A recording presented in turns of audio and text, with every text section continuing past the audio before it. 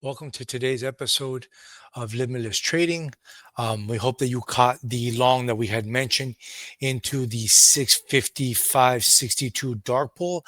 And as I tell my guys, what we do is when a back test comes in or there's a breakout, you take a little bit, you confirm.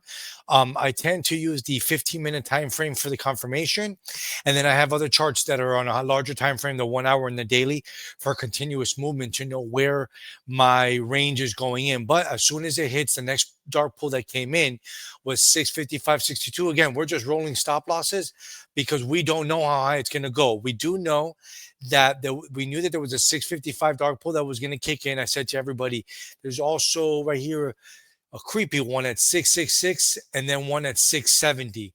We knew that CPI, it didn't matter if CPI was going to be hot. I said it was going to be 2.8 or higher on the previous video, but the market wants to know rate cuts are coming. That's just how the markets work. They want to know that they can get back into real estate and other investments. And once rate cuts come in, markets are going to roll over because liquidity will leave the markets and go into the most secured asset in the world, which is real estate.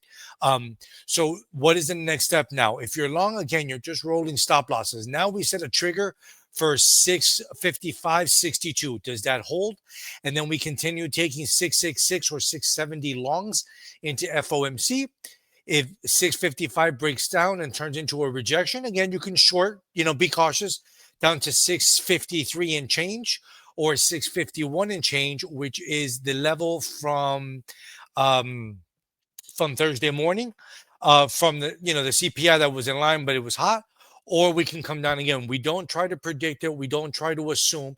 We know that if a level retests and holds, we're taking longs, but we're taking smaller risk longs because again, we've already been longs, from these positions that you're rolling a little bit and you're taking some profits, but you're scaling down. You want to scale higher when we retest something like a 651 or a 650, right? Which is sort of a round support. Or if we come down under 650, market gets liquidity and goes up. So again, what we're looking for is, does the market back test 655 and say, okay, we're going to continue going to the next dark pool above us?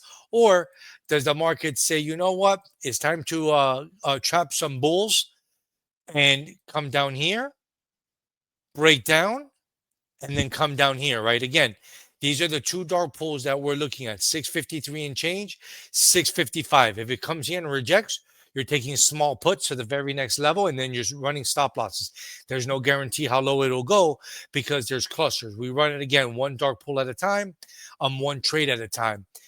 But again, we are in a severe uptrend with the market. The market has to break a daily trend line to go down, which we can discuss if you want on another video, if you want to comment below, or if you want any personalized tickers, any dark pools, any charts, anything you want to have individually, email us or comment below. But this is what we're looking at: 655 and change defends.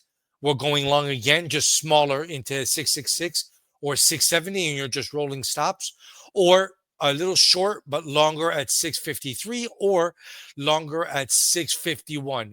If we break down, the market might kind of come down. We have the Michigan sentiment report tomorrow. That could be bearish and the market roll over and start taking profits in anticipation of rate cuts. FOMC could be Powell that doesn't cut rates again and just sit tight and waits till later October or November. There's nothing guaranteed. We trade one level at a time.